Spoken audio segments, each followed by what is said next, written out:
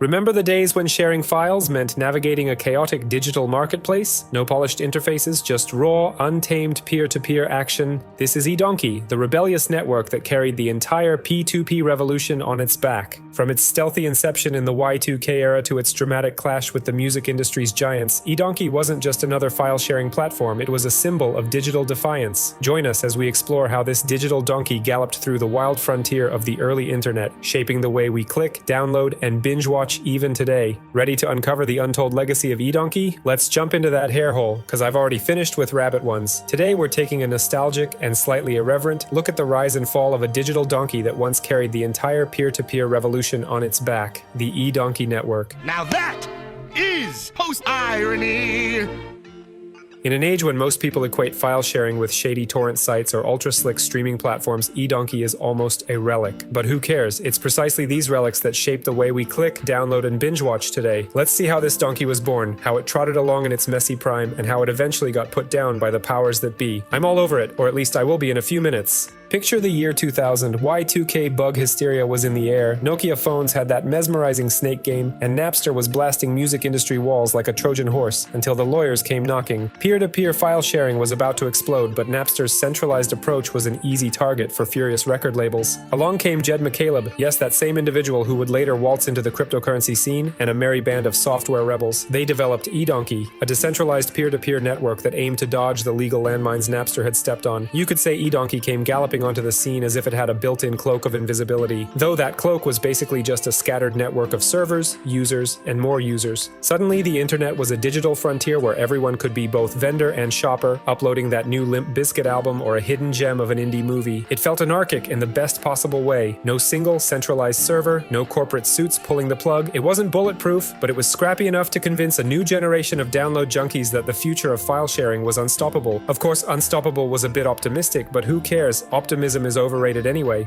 If you were bold or reckless enough to install eDonkey 2000 or its friendlier cousin eMule, you'd enter a gritty, glitchy bazaar of files. Games, music, software cracks, entire discographies. You could find anything from the latest blockbuster to the weirdest obscure anime. It was a digital version of those old flea markets where half the stuff might be broken or stolen, but everything was irresistibly cheap, read, free. And so what if you ended up downloading a virus that forced you to reinstall your operating system at 3 in the morning? Everything can be done with pleasure or without pleasure, but messing around with eDonkey was definitely a self-inflicted adventure. You'd pick a server, often one with a name so bizarre it almost felt like a passcode to some secret society, then search for your beloved file. If the servers weren't groaning under the weight of thousands of users, your file might start downloading immediately, or it might not. Sometimes you'd be stuck in queue purgatory, watching your progress bar inch forward 1 pixel per hour, praying your dial-up wouldn't drop the connection. Meanwhile, each passing second felt like an eternity. But relax, you can't change anything, and ironically, that sense of helplessness was part of the thrill. The more painful it was to download something, the more satisfying it felt when it finally arrived, assuming it wasn't a mislabeled .x that turned your computer into a zombie bot.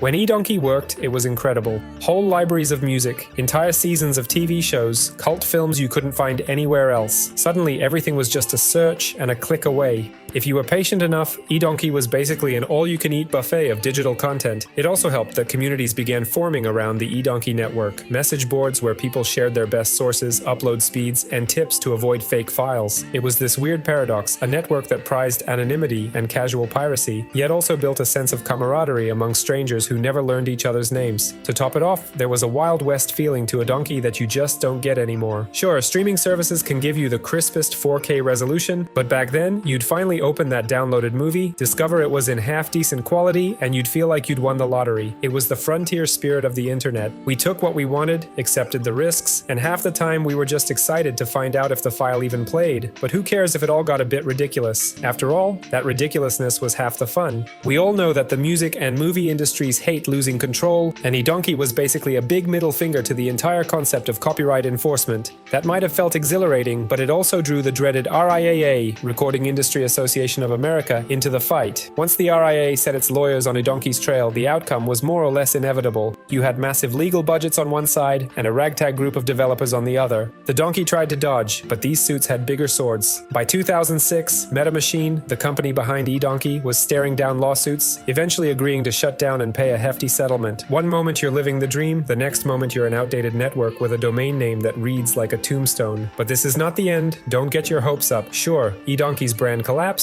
servers blinked out, and the official website turned into a corporate apology page. Yet the moment eDonkey died, other networks rose to fill the void. BitTorrent, which was already catching steam, exploded in popularity, offering a faster, more distributed model of peer-to-peer sharing. It wasn't that the donkey died in vain. If anything, it taught the next generation of file sharers how to resist legal assaults more effectively. We basically inherited a more robust, unstoppable architecture thanks to eDonkey's sacrifice. So, what remains of eDonkey today? Technically, you won't find official servers humming away, and you won't see any triumphant reboots. But its spirit never truly vanished. Every time you open a torrent client or stream something from a questionable site, you're leaning on the legacy eDonkey helped establish. The concept of distributing files across countless nodes, making it a nightmare to shut down, was validated by Napster's downfall and refined by eDonkey's existence. In other words, you might say eDonkey walked so BitTorrent could run. It's sort of like how we never talk about Betamax anymore, yet it paved the way for every streaming service we have now. eDonkey might feel like a footnote, overshadowed by the louder stories of Napster or LimeWire, but to those who lived through its heyday, it was more like a loud, braying donkey that carried them through the chaotic wilderness of early 2000s file sharing. In the grand tapestry of the internet's evolution, eDonkey stands out as a milestone that burned bright for a moment, and then fell prey to a world that wasn't quite ready to let information roam freely. It was messy, rebellious, and a bit naive, which basically summarizes the early internet years. But who cares, right? We still reap the benefits whenever we watch an obscure documentary or sample an entire discography in a single evening. Legally or not, we're just children of that revolution. So maybe all that slow downloading, the viruses, the queue lines, the lawsuits, they were stepping stones to a web that's both more polished and more dystopian. Today, we have hyper-focused ads, unstoppable data analytics, and 100 streaming subscriptions. But eDonkey's ghost occasionally peeks around the corner, reminding us that once upon a time, the thrill of an uncertain download was enough to keep us glued to our CRT monitors for hours. And to be honest, we don't have a choice. Everything changes. The donkey grew old, got sued, and vanished. Meanwhile, the rest of us moved on to bigger and faster methods of content consumption, and the corporate battles only escalated. But relax, you can't change anything. We're all cogs in the giant info machine now. If you weren't feeling nostalgic for the donkey days before, I hope you are now, or maybe not. But who cares? It's done and it's over. The eDonkey network might be 6 feet under, but that's precisely how the internet pushes forward. So hats off to eDonkey for letting us taste true digital anarchy, if only for a short while. While we're drowning in modern apps and aggregator platforms that decide which cat video you should watch next, remember that eDonkey was once the wildcard that had no filter, no algorithm telling you what to download. For better or worse, you had the final say, even if you ended up with some weird mislabeled file you didn't want. I'm all over it, but this is not the end. Don't get your hopes up. The donkey's demise sparked new ways to circumvent the watchful eye of corporations, governments, and other would-be killjoys. If you can't beat the machine, you learn to adapt or at least find new corners to hide in. And if that's not the perfect metaphor for our entire digital existence, I don't know what is. Thanks for sticking around as we exhume the donkey's bones. In an age where everything is streamlined, neat, and ironically mind-numbing, it's important to remember the chaotic glory that got us here. Viruses, lawsuits, and all. So let's raise a digital toast to eDonkey, the network that taught us just how messy, risky, and exhilarating file sharing could be. Now back to your regularly scheduled doom scroll, or whatever brand of brain rot you favor these days. After all, everything can be done with pleasure or without pleasure, but at least we've had our moment of donkey-inspired nostalgia. Enjoy it while it lasts.